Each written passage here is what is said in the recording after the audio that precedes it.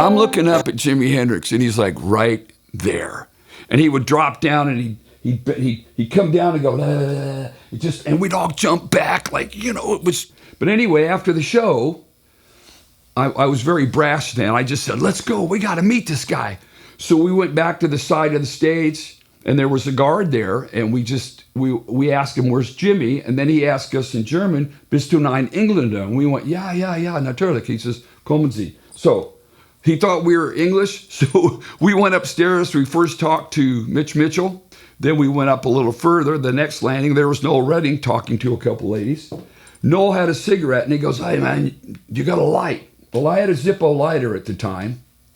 I lit the Zippo lighter, and it had been in my pocket. And Zippos back then, you put the fluid in there. Well, when I lit it, the big flame came out. Well, Noel Redding had all this hair. So I lit his cigarette, and I almost lit all his hair on fire. He jumped back like, oh, man, you know. So I gave him the lighter. He lit a cigarette. He gave it back to me. So I said, sorry. And he goes, yeah, cool. I says, where's Jimmy? He says, go upstairs. Went up to the next flight. We knocked on this door, and there was a little room, maybe a little larger than a bathroom. Probably as large as the bathroom at the Drake in Laguna Beach, if you ever go there. He was sitting there. He says, come on in. We walked in, and we went, wow. And he was just sitting there. He had his Strat against the wall.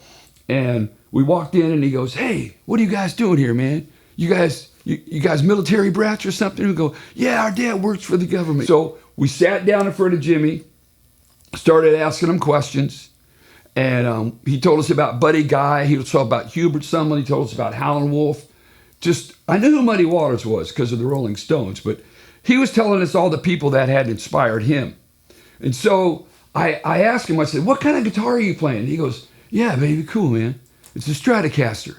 So he pulled out the whole me, and my friend goes, I told you it was a Strat. Well, it was a Strat, but when he was playing it upside down, so it didn't look like a Strat, you know, but he handed me the guitar. I'm sitting there holding his guitar, going, wow, you know, and I just went, God, this is cool, you know. Gave it back to him. He leaned it back up against the wall. We were there for about 20, 25 minutes, just the three of us in this little room. Nobody bothered us. He didn't rush us out. And we said to him, hey, can we take some pictures? He goes, yeah, man, cool, groovy. Hey, man, can I take your picture? So we gave him our camera, and he took a picture of me and my friend. No one would believe it, but we were there, we know. And then we got some pictures taken with Jimmy. That moment, right then, is when I wanted to play music. Right then. And that's all I've ever wanted to do since that day.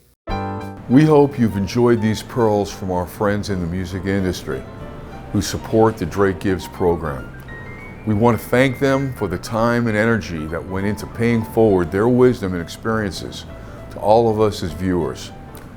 But please take this opportunity to consider a donation to the Drake Gives, which will provide music, instruments, and education to our underserved youth.